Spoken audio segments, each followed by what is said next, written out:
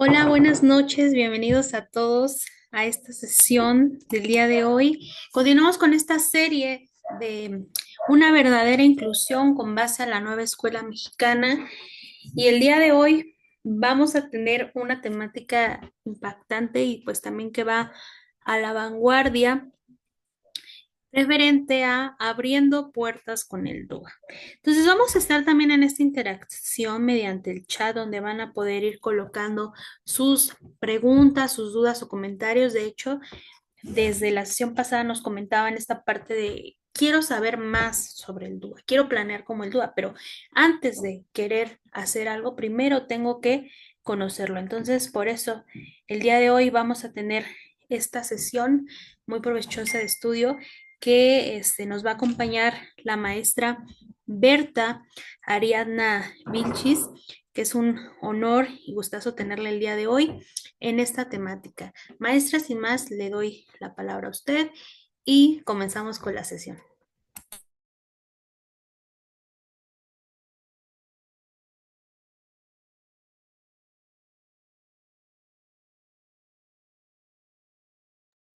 Muchísimas gracias. Me presento. Soy la licenciada Bertaliana Vilchis Hurtado. Soy asesora académica del Centro de Maestros Toluca 1.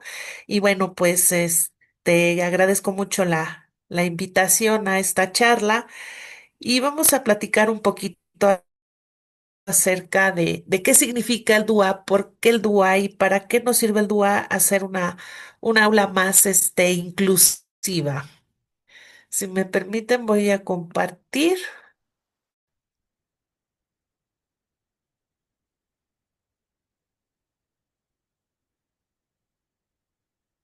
Ahí está. Entonces vamos a empezar. El diseño universal del aprendizaje, comúnmente conocido como DUA, es una forma que está establecida en la Agenda 2030 en el objetivo sustentable número 4. Este objetivo sustentable número 4 nos habla de que todos los niños y todas las niñas deben de tener una educación inclusiva, deben de tener herramientas, materiales adecuados a sus estilos, ritmos y características de aprendizaje. Entonces, ¿por qué se llama diseño universal del aprendizaje? De acuerdo a las definiciones que nos da la UNICEF, el DUA, voy a presentar, ok, para que se vea un poco mejor, ok. En- Entonces, el DUA. Para empezar, el DUA no es una metodología, no es una práctica, el DUA no es una colección de pasos y métodos, el DUA es un enfoque educativo, ¿ok? Entonces, en este enfoque educativo, el maestro trata de diseñar sus actividades. Ahorita me decían, bueno, ¿cómo planeamos con DUA? Sí se puede planear con DUA, pero desde el inicio. Ahorita les explico por qué. Entonces, cuando hablamos de un enfoque educativo, es acerca de cómo voy a manejar las áreas, los campos formativos, los temas, los PDAs de nuestros alumnos. Cuando nosotros hablamos de este DUA, buscamos diseñar materiales, estrategias, buscamos la forma en cómo acceder o hacer que nuestros alumnos accedan a ese aprendizaje de una forma efectiva. Es decir, que realmente verifiquemos que nuestros alumnos están aprendiendo, ya que no todos los alumnos tienen las mismas características ni las mismas formas de aprender. Ahorita vamos a ver de qué forma podemos acceder a través de ello. Entonces, nuestros alumnos, cuando nosotros tenemos una diversidad en el aula de alumnos, de características, de aprendizajes diferentes, pues el maestro a veces se quiebra la cabeza buscando estrategias, herramientas o una forma de hacer que todos aprendan. La forma estandarizada funciona, sí, sí funciona y es la que ocupamos, una misma talla para todos, pero cuando utilizamos una misma talla para todos, ¿qué nos ocurre a nosotros cuando vamos a comprar ropa? De repente vemos unitalla y el unitalla puede ir desde súper pequeña hasta súper grande, pero a los súper pequeños les va a quedar holgado y a los súper grandes a lo mejor les va a quedar justo o no les va a quedar. Y hay veces que decimos, no, es que es una Italia, no, mejor no me lo llevo porque quién sabe si me quede. Lo mismo sucede con el aprendizaje. Cuando es una talla para todos, cuando es la misma actividad para todos, cuando es el mismo evaluación para todos, cuando es la misma actividad para todos, puede ser que a nuestro alumno o nuestros alumnos no les llame la atención, no sea de su interés o simple y sencillamente estamos abordando su canal de acceso erróneo. En el DUA no hay bueno, no hay malo, simplemente son canales diferentes para acceder a la información. Entonces, aquí sí tenemos que adaptar la enseñanza a nuestro estudiante desde el principio, desde el inicio que hacemos nuestra planeación, desde el inicio en el que estamos pensando qué actividad es. Imaginen un edificio. Vamos a centrarnos en un edificio. Vamos a imaginar la torre latinoamericana o el edificio más alto del lugar donde ustedes radican.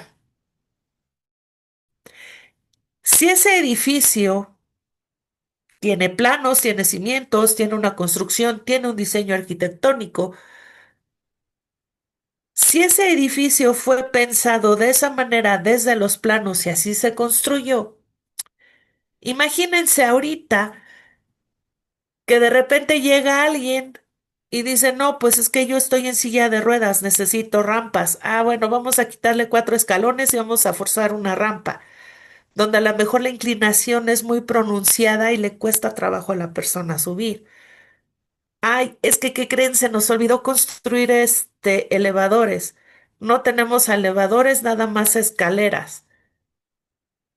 ¿O qué creen que se nos olvidó construir ventanas traseras? No hay ventilación. ¿O qué creen que se nos olvidó construir y empezamos a remodelar el edificio?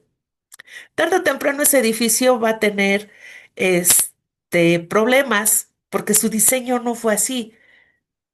Si yo hago un hoyo en la pared para hacer una ventana porque necesito luz en algún cuarto, pues la resistencia de esa pared se va a colapsar en algún momento. ¿Por qué? Porque no está diseñada para ese hoyo. Lo mismo sucede con el aprendizaje. A veces el docente en su práctica cotidiana trata de hacer ajustes razonables a sus PDAs, pero cuando ya va en camino, en el transcurso o en la ejecución de esa actividad. ¿Y qué entendemos por el ajuste razonable? El bajar la complejidad, el utilizar un instrumento evaluativo diferente, el simplemente con que ponga determinadas características lo damos por aceptado. Pero eso no es el DUA. El DUA es que desde un inicio ya estoy contemplando las características de mis alumnos y desde el momento de la planeación ya estoy diseñando actividades diversificadas, en las cuales estos alumnos tienen la posibilidad de poder aprender al ritmo de todos. Entonces, por eso nuestro DUA es universal. ¿Por qué? Porque vamos a ir adaptando de acuerdo a las características. Ahora, no hay una receta de cocina, no es de que, a ver, les voy a dar paso 1, paso 100, vamos a hacer DUA, sino va a depender mucho de la personalidad del docente, de la cantidad de contenidos que vamos a abordar, de la materia, depende de muchos factores, del número de alumnos, de las características individuales de los alumnos y de las características del grupo en general.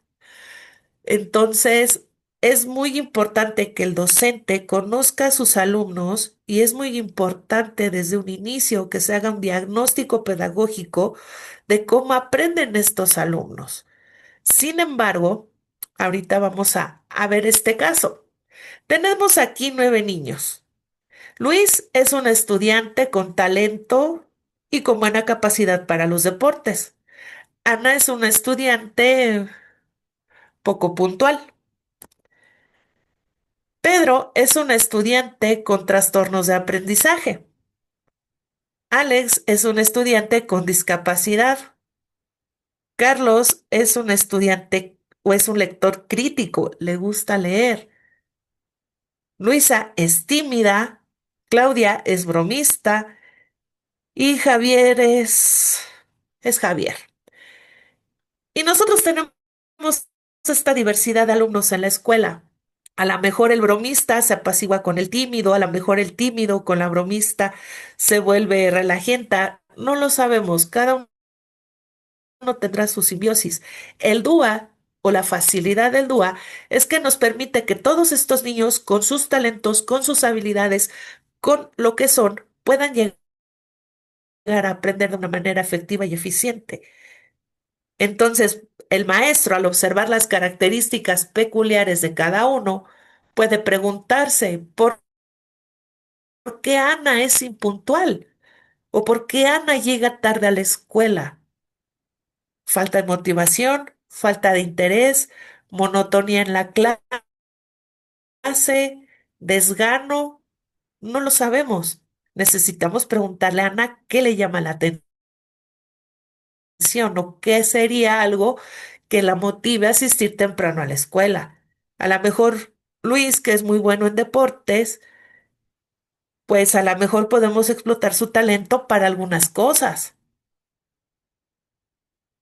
¿Ok? Entonces, a lo mejor Luisa, que es tímida, podemos utilizar su timidez para que a lo mejor socialice, conviva, etcétera.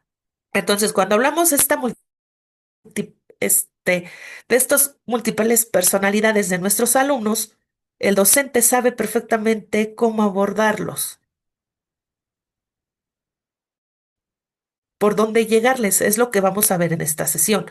Cómo el docente puede llegar a un canal de comunicación con cada uno de sus alumnos y que todos estén en el mismo tenor. El factor que los va a unir es la sorpresa. Cuando el docente a través del DUA crea sorpresa, crea interés, crea, ¿qué hizo el profe? Esa sensación de novedad, de que algo es fascinante, genera interés, motivación y despierta la curiosidad para seguir aprendiendo. Entonces, clave número uno para establecer el DUA, crear factores sorpresa.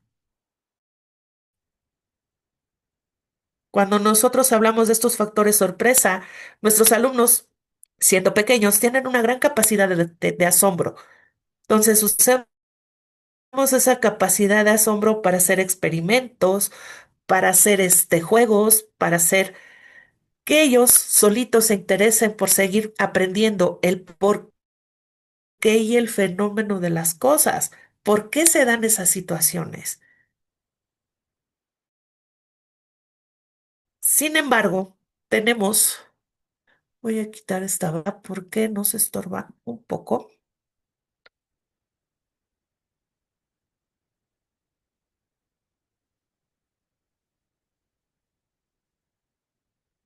Lo voy a dejar. Entonces, el diseño universal del aprendizaje. ¿Cómo vamos a hacer que nuestros alumnos aprendan de una forma, si bien no al mismo tiempo, pero que aprendan de la misma manera o que aprendan utilizando recursos similares, pero adaptados a sus estilos de aprendizaje? Entonces, nos dicen que el diseño universal del aprendizaje son un conjunto de principios. No es muy complicado, solo son tres principios, pero cada uno de sus principios tiene sus reglas. Cada uno de sus principios tiene sus propios principios. Eso es lo que lo hace aún más complejo. Sin embargo, no tenemos por qué quebrarnos mucho la cabeza. Cuando intentamos estas tres premisas, no habremos logrado. Entonces, nuestro DUA debemos de tener muy en claro qué se va a aprender. Nuestros alumnos deben de tener muy presente qué van a aprender. Anteriormente solamente se decía, anota el tema, cultura egipcia y un dictado de muchas hojas y hasta ahí quedaba. Entonces, ¿qué vamos a aprender? El cómo lo vamos a aprender y el por qué o para qué se va a aprender. Cuando nuestros alumnos están en el entendido y el maestro está en el entendido de estas tres preguntas, el qué, el cómo, el por qué o para qué, podemos empezar a diseñar a través del DUA. ¿Qué voy a aprender? Vamos a ir con un ejemplo simple. ¿Qué voy a aprender? Ciclo del agua. ¿Cómo lo voy a aprender? ¿Cómo lo voy a enseñar? Ah, pues el ciclo del agua lo puedo enseñar a través de carteles, a través de la observación, a través de la experimentación que ocurre cuando se genera vapor, etcétera. ¿Para qué o por qué lo vamos a aprender? Pues para entender fenómenos meteorológicos, para entender cómo funciona el medio ambiente, para ver por qué es importante el agua, o por qué es importante la lluvia, o para qué nos sirven las nubes, etcétera. Y estas preguntas van conectadas con tres redes: redes afectivas, redes de conocimiento y redes estratégicas. Estas redes son fundamentales. ¿Por qué? Porque cuando nosotros hablamos del cómo se aprende, voy a crear estrategias como docente para enseñar, pero el alumno también va a crear estrategias para aprender. Es decir, a lo mejor el profe pone una serie de diapositivas explicando el tema, pero a lo mejor al alumno se le hace más fácil condensarlo en fichas, en resúmenes, en dibujos, en una nota de voz grabada en el celular. A lo mejor se le hace más fácil, ¿sabe? Esas redes estratégicas son las más importantes porque es donde verdaderamente se lleva el aprendizaje activo. En el que se aprende, estamos hablando de redes de reconocimiento. Estas redes de reconocimiento van a llevar tanto al maestro como al alumno a qué, a verificar qué aprendizajes ya tienen, qué es lo que yo conozco. Ah, pues sé que es el agua, sé que hay en ríos, en el mar, sé que el agua pues está en casa y se usa para beber, pero en cantidades muy grandes. El agua sirve para regar plantas, sembradíos, y esa agua se evapora y regresa a la atmósfera en forma de nube. Conocemos las nubes, el cielo, etcétera. Ya sabemos, tenemos conocimientos previos, solo hace falta explorarlos. Y justamente tenemos las redes afectivas. Las redes afectivas son aquellas que nos van a ayudar a través de la emoción, la motivación, el interés, la curiosidad a potenciar el aprendizaje. Si tenemos muy presentes el qué, cómo, para qué y sus tres redes, o cada una de sus redes, vamos a poder entender cómo utilizar el DUA. Ahora bien, estas redes afectivas, más adelante les voy a dar ejemplos. Estas redes van a corresponder a cada uno de nuestros principios. El principio número uno: proveer múltiples formas de implicación. Esto cobra especial importancia al presentar múltiples formas de motivación. Entonces, al implicar al alumno en su proceso de aprendizaje y hacerlo partícipe activo, estamos generando justamente esta motivación. Estamos despertando el interés para que aprendan. El principio número dos: proveer múltiples medios de representación. Cómo nuestro alumno es capaz de expresar qué sabe a través de un dibujo, a través de una narración, a través de un enunciado, a través de una actuación. ¿De qué manera él representa ese aprendizaje? Pero también es muy importante que el docente reconozca, acepte y sobre todo promueva la diversidad de estilos de aprendizaje y velocidades también. Todos los ritmos son muy importantes. Entonces, cuando desarrollamos efectivamente estas formas de representación, también va a depender del maestro en cómo presenta esta información, cómo diseña sus materiales. El principio número tres: proveer múltiples medios de acción y expresión. Una vez que el docente expone, el alumno investiga. Ahora bien, ¿cómo retroalimentamos y cómo puedo verificar que realmente mi alumno aprendió? Es decir, ¿cómo voy a hacer una evaluación formativa? Ah, bueno, entonces aquí el docente debe de proveer diferentes medios para que los alumnos se expresen. Entonces, sí es muy importante volver a reconocer nuestros estilos, ritmos y velocidades de aprendizaje, pero sobre todo la forma en la que nuestros alumnos están involucrados en ese propio proceso. ¿Está bien?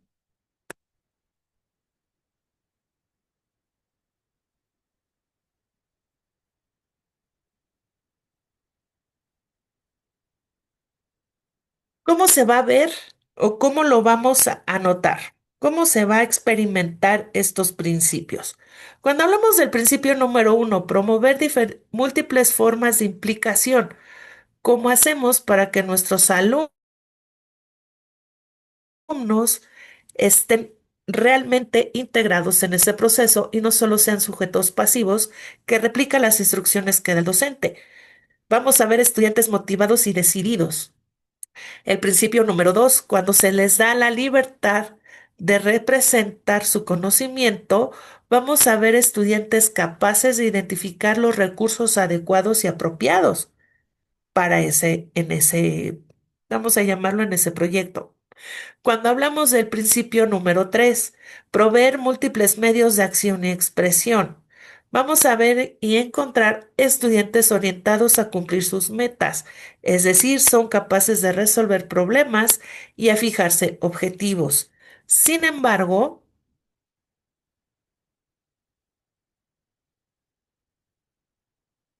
sin embargo, venimos aquí el principio número 1, múltiples formas de motivación.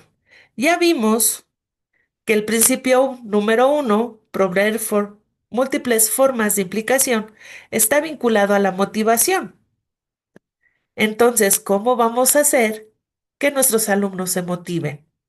Primero ya les dije, generando sorpresa, interés, curiosidad,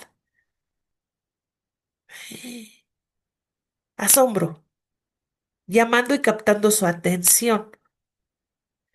¿A través de qué? De mantener ese esfuerzo y persistencia y podemos dar opciones para la autorregulación. Entonces, ¿qué se propone para este principio número uno? Dar opciones para que ellos elijan la tarea. Anteriormente, la maestra llevaba en su planeación 5 sumas, 5 restas, anotaba en el pizarrón, tarea y listo, ¿no? Y si no, ese día, dependiendo de cómo hayan evolucionado los alumnos, pues sacaba algo ahora sí, inventaba la tarea, le ponía en el pizarrón y listo. Entonces, en este caso, cuando hablamos de DUA, necesitamos dar opciones para que ellos elijan qué tarea quieren hacer.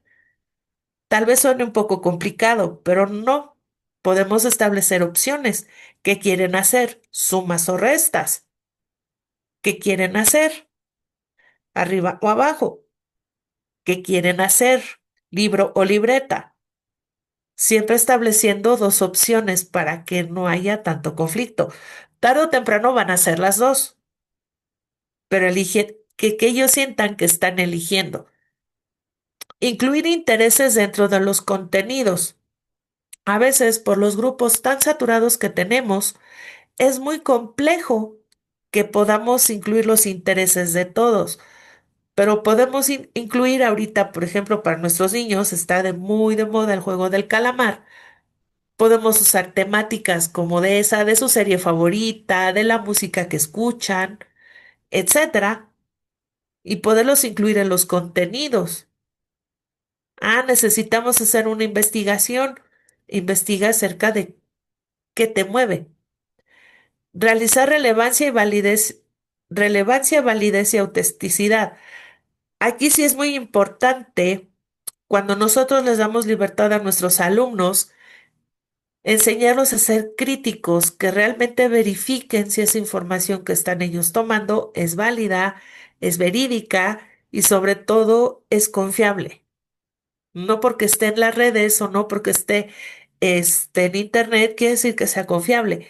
Ahorita ya con la IA o con la inteligencia artificial, pues ya sale hasta más fácil porque nada más le ponen ahí a la inteligencia artificial y les da todo. Pero también hay que decirles a nuestros alumnos que por mucho que esté en internet, tampoco es verificable. Ahora, reducir amenazas y distracciones. Cuando hablamos de DUA, ¿necesitamos reducir amenazas y distracciones? Sí. ¿Por qué? Porque nuestros alumnos van a tener un poco más de libertad. También se promueve y se propone el aula invertida, es decir, antes de que el docente aborde el tema, que los alumnos lo expliquen o lo investiguen antes, que ellos sean los primeros que lo conozcan y que el maestro solamente sea un mediador en la información que ellos encontraron. Mantener esfuerzo y persistencia. ¿Qué se propone para mantener el esfuerzo y la persistencia? Establecimiento de metas. ¿Qué metas queremos utilizar o hasta dónde queremos llegar? Apoyar en niveles y retos. A veces una estrategia muy buena es poner en el aula como un marcador en la que van acumulando puntos. Entonces, por cada mini tarea que los alumnos hacen o por cada actividad que hacen en el salón, se van sumando puntos y van caminando. Entonces, eso también los motiva para tener interés y seguir motivados en clase. Fomentar el trabajo colaborativo. Veíamos al inicio nuestros 9 alumnos, una es tímida, la otra es relajenta, el otro le gustan los deportes. ¿Cómo pueden trabajar tres personalidades tan diferentes en un mismo equipo, estableciendo roles? A lo mejor el que tiene gusto por el deporte va a fomentar un tema, a lo mejor la que es tímida le va a gustar organizarlo, a lo mejor el que es bromista le va a gustar hacer otra cosa, pero también dejarlos que explorar sus talentos. Cuando trabajan en colaboración, que ellos mismos digan para qué son buenos, con qué se sienten a gusto, con qué se sienten capaces y con qué pueden ellos también, porque a veces los docentes les asignamos roles a nuestros alumnos con los cuales no se sienten cómodos. Ahora tenemos opciones para la autorregulación. Cuando hablamos de estas opciones para la autorregulación, es tener expectativas. Sí, ya fijamos metas, pero que esas metas sean alcanzables y sean en corto tiempo. Entonces el maestro va a ser ese guía que los va a ayudar a alcanzar esas metas. También les va a ofrecer modelos de trabajos o tareas, como una rúbrica, pero también se van a ofrecer espacios de autorreflexión y evaluación. Es decir, que el docente se tome un tiempo para la retroalimentación y también para esa evaluación formativa. Nuestro principio número 2: múltiples formas de representar la información. Cuando hablamos de representar la información, estamos hablando de opciones de percepción, cómo perciben la información nuestros alumnos, qué lenguaje y qué símbolos están entendiendo y qué opciones de comprensión hay.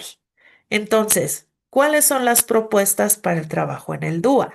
Opciones que ayudan a familiarizarse con la información.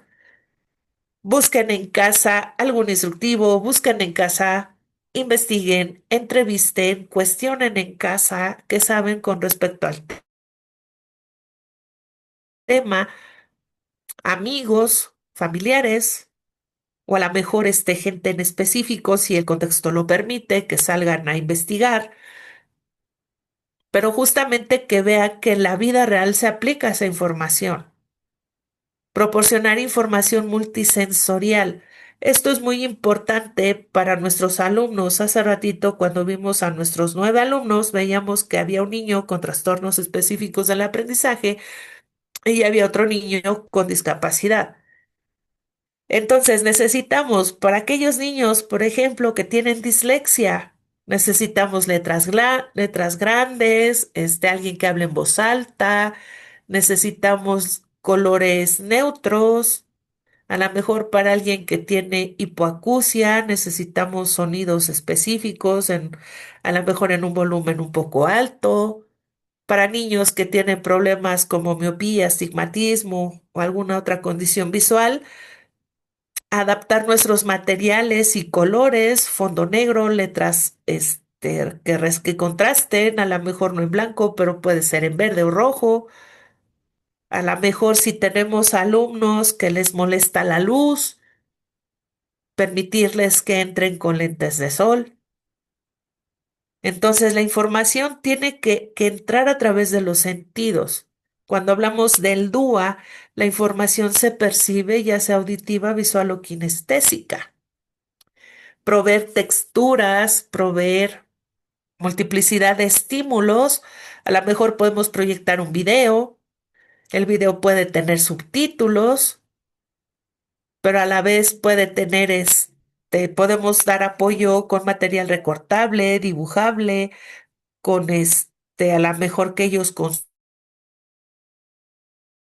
construyan con sus manos, que coloreen, por ejemplo. Entonces, si utilizamos sus sentidos o sus canales de aprendizaje, la percepción va a ser completa. Pero también podemos tener alternativas para desplegar la información, es decir, cómo se les va a dar a ellos. Si nada más les voy a dictar el apunte, si se les va a dar un recortable y lo pegan, si van a trabajar en el libro, de qué forma se les va a dar a ellos la información. A lo mejor es una letra muy chiquita que está impresa en una hoja y la pegan. Va a decir un alumno, no, esto no es para mí. Porque lo ve todo amontonado, porque ve la letra muy chiquita, porque no le entiende, ve mucho texto, como dicen ahorita los jóvenes. Entonces, ¿de qué manera el docente está presentando también la información? Lenguaje y símbolos. ¿Qué vocabulario usamos en el aula? A veces la forma en la que nos dirigimos a los niños, a veces las palabras que utilizamos, la forma en la que la utilizamos, puede ser un condicionante también. Entonces, definir un vocabulario y su pictografía. No necesitamos tener un pictograma muy extenso, pero utilizar el apoyo de pictogramas puede ser muy, muy bueno, definiendo este vocabulario y esos pictogramas para aquellos niños que tengan dificultades para expresarse, como los niños con dislexia o con alguna afectación en el lenguaje. Ilustrar conceptos de forma no lingüística, de qué manera ellos pueden representar un concepto, una definición, sin necesidad de letras, con un dibujo, con una adivinanza, de qué manera ellos pueden allegarse de esa información. También proveer un entendimiento interlingüístico, aclarar estructuras y sintaxis, es decir, de qué forma nos podemos comunicar mejor, y decodificar textos y notación matemática, de qué manera ellos están decodificando o están interpretando tanto textos como matemáticas. Entonces ahí es la forma en la que nosotros podemos tener lenguajes y símbolos. ¿Han visto esos acertijos que circulan en redes sociales de que manzana más camello igual a 10? Esa es la forma de codificar símbolos matemáticos. Manzana más hoja más camello igual a 15. Hoja más camello igual a 3. Entonces, ahí es donde esa parte también se vale. No necesariamente tiene que ser siempre números. ¿Por qué no podemos usar letras, mensajes secretos? Puede haber multiplicidad de herramientas para poder utilizar estos lenguajes y símbolos. Tenemos las opciones de comprensión. Cuando hablamos de opciones de comprensión, es primero recuperar el conocimiento que ya traen nuestros alumnos. Ese conocimiento primordial que ya traen puede ser académico, formal o no, pero ya traen conocimientos, tal vez empíricos de casa, pero hay que decirle a nuestros alumnos que ellos ya saben, que ellos ya tienen un conocimiento y que ese conocimiento es válido. Resaltar ideas principales y aspectos críticos, enseñar a nuestros alumnos a determinar puntos críticos y puntos de opinión y también hacerlos partícipes en cuanto algo no les gusta. Acompañar y guiar el proceso de la información, cómo se está presentando, cómo se está dando y cómo se está desarrollando, pero también ayudar a la transferencia a la memoria. Es decir, vamos a ayudar a que nuestros alumnos puedan retenerlo la mayor cantidad de tiempo sin necesidad de memorizarlo. A lo mejor que sea significativo y permanezca una parte de tiempo, incluso pueda ser un aprendizaje adaptativo. Sin embargo, tenemos el principio número 3, múltiples formas de participación. Cuando nuestros alumnos van en ese camino de aprendizaje, vamos a encontrar estas opciones físicas, opciones con fluidez y opciones de ejecución. Es decir, cuando hablamos del físico, hablamos de esta corporalidad, pero también hablamos de todo lo que rodea al mundo, materia, tecnología, etcétera. Entonces, estas opciones físicas nos van a dar a nosotros vías de respuesta diferentes. Nos van a ayudar a que ellos experimenten con materiales, con texturas, con sonidos, con algo que tienen en casa, incluso, ¿por qué no? Integrar herramientas informáticas, ofimáticas, tecnológicas o las famosas TICAD a la propuesta. Entonces, a lo mejor un alumno dice, no, es que yo quiero hacer un TikTok del ciclo del agua. Y el niño hace su TikTok del ciclo del agua. El docente que tiene que hacer, pues simplemente verificar que la información vertida en ese TikTok y cómo aborda el ciclo del agua sea la correcta. ¿Dónde está el problema? Cuando los docentes tradicionalmente observan eso, ¿cómo voy a tomar un TikTok como parte de una evaluación formativa? No, la evaluación formativa debe de ser seria, debe de ser en un instrumento, debe de ser con un examen, debe de ser con algo serio y no un TikTok. Cuando a lo mejor el conocimiento que está vertido ahí es mucho mejor así yo hago un examen escrito. Entonces tenemos opciones de fluidez.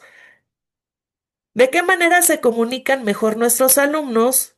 Pero también qué herramientas les proporcionamos para resolver problemas. A veces nuestros alumnos cuando están en pares se comunican mucho mejor que cuando están en presencia de adultos. A veces los adultos los intimidan, a veces los adultos piensan que los van a regañar, a veces piensan que si dicen algo el adulto los va a reprochar de alguna manera. El aula debe de volverse un lugar seguro para que ellos puedan expresarse. El maestro debe de crear las condiciones idóneas para que nuestros alumnos puedan comunicarse entre pares, pero con el maestro también. Es decir, que no tengan pena ni miedo de llegar y decirle, oiga, profe, es que fíjese que tengo esto. Porque cuando se establecen formas de comunicación, el aprendizaje se hace más simple. Pero también cuando el maestro da opciones para resolver problemas, también el aprendizaje se vuelve menos caótico.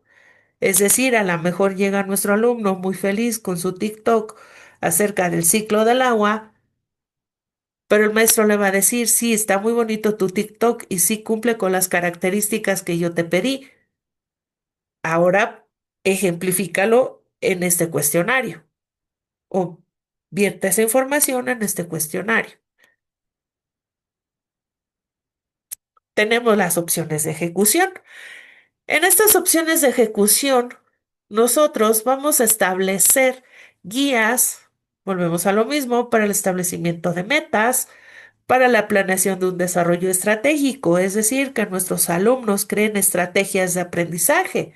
Subrayar, lectura en voz alta, lectura en voz baja, a la mejor adivinanzas, trabalenguas, dibujos, podcast, canciones, etcétera. Facilitar el manejo de la información también es importante, pero también realizar capacidades de monitoreo, es decir, que tanto el docente como el alumno vayan continuamente viendo si el avance es productivo, si el avance se está llevando hacia las metas planteadas desde un inicio. Sin embargo, ¿cómo van a funcionar estas redes? Nuestras redes afectivas van a estar orientadas a evaluar patrones y a significarles emocionalmente. Cuando estas redes afectivas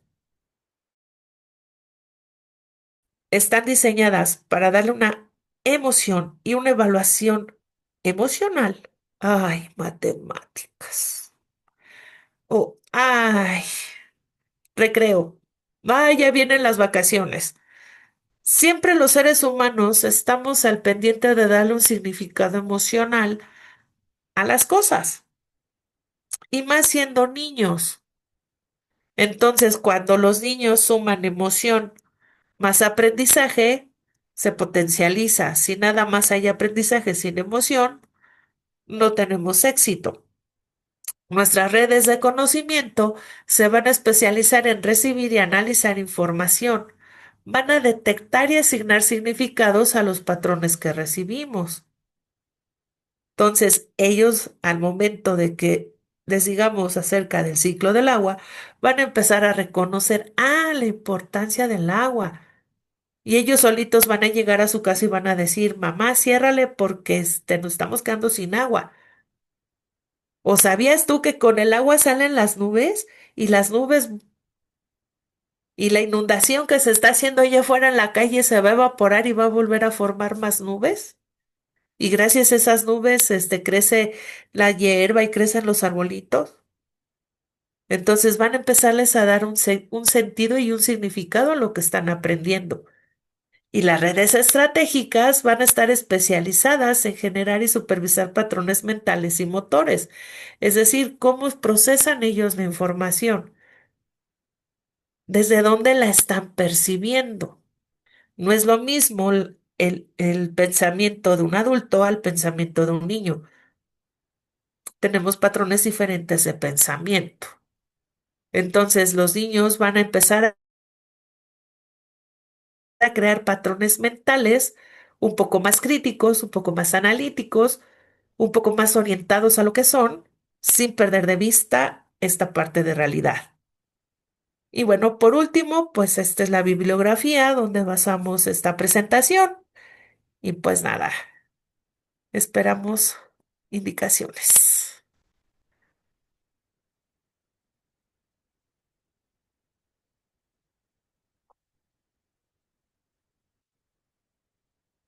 Maestra, muchísimas gracias. Oiga, hay unas preguntas en el chat de aquí de Facebook, igual para Sí, irlas contestando. claro. Mire, la primera pregunta es, nos pregunta la maestra Aide González, ¿el DUA se puede considerar una metodología o se maneja como enfoque y cuál sería la diferencia?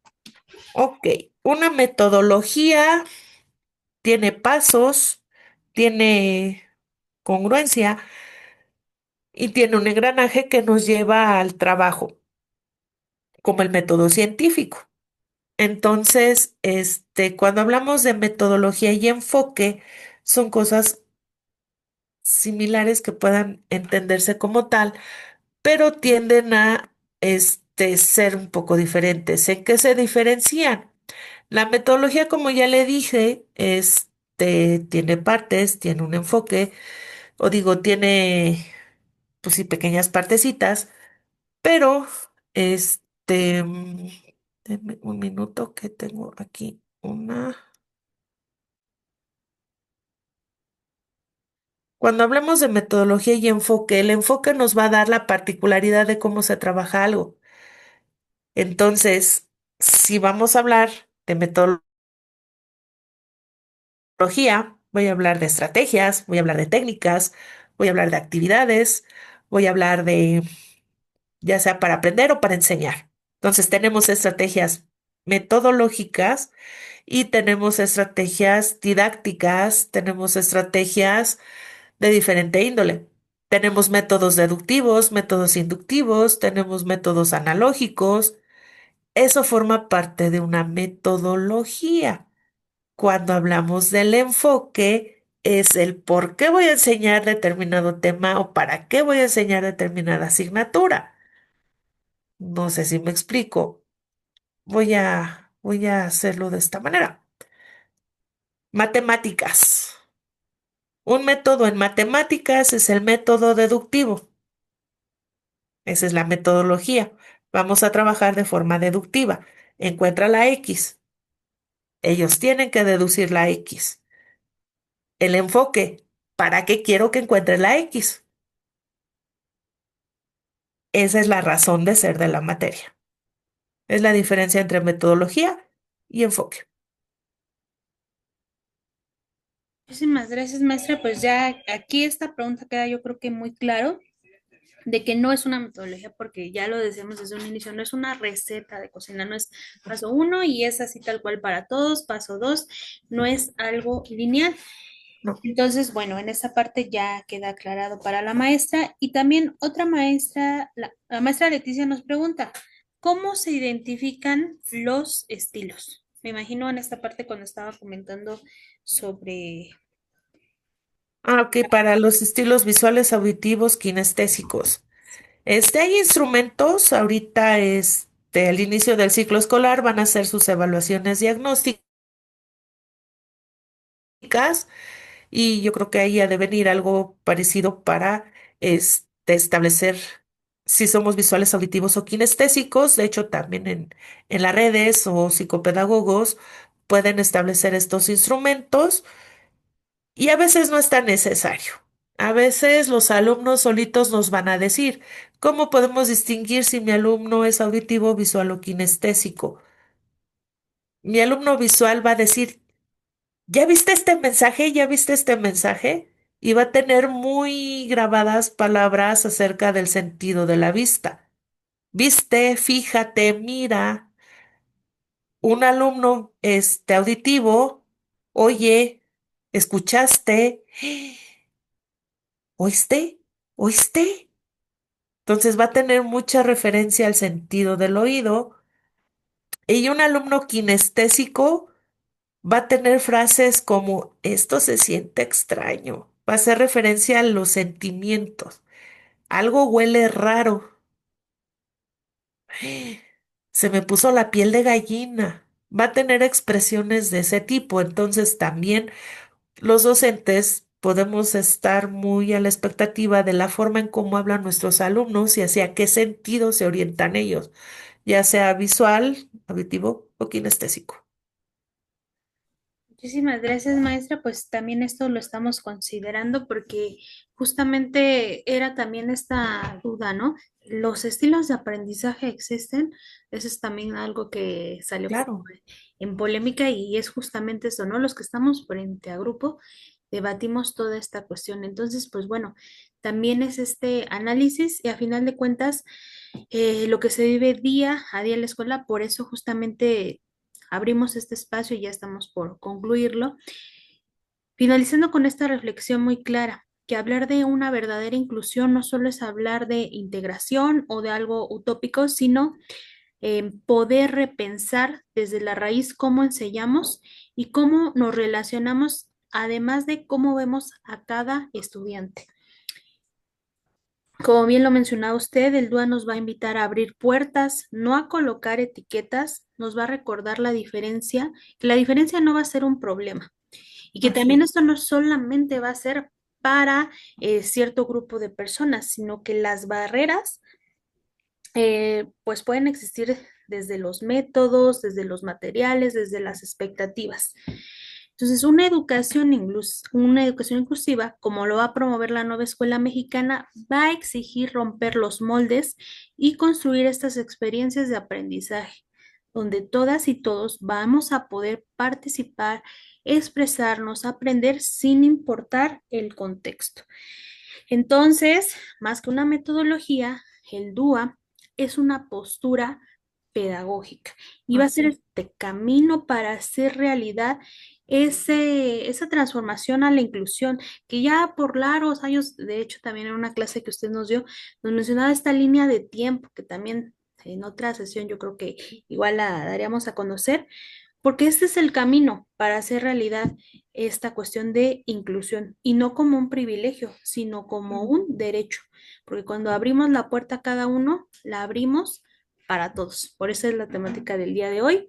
Gracias por acompañarnos y vamos a seguir transformando nuestras aulas para que en ellas quepan todas las voces. Muchísimas gracias, excelente velada a todos. Gracias por su participación y continuamos con esta serie el día miércoles. Muchísimas gracias, maestra Ariadna. Un placer tenerla el día de hoy. Y bueno, queda la transmisión ahí, también en YouTube. Se va a subir al canal y nos estamos viendo en la próxima. Muchísimas gracias. Hasta la próxima.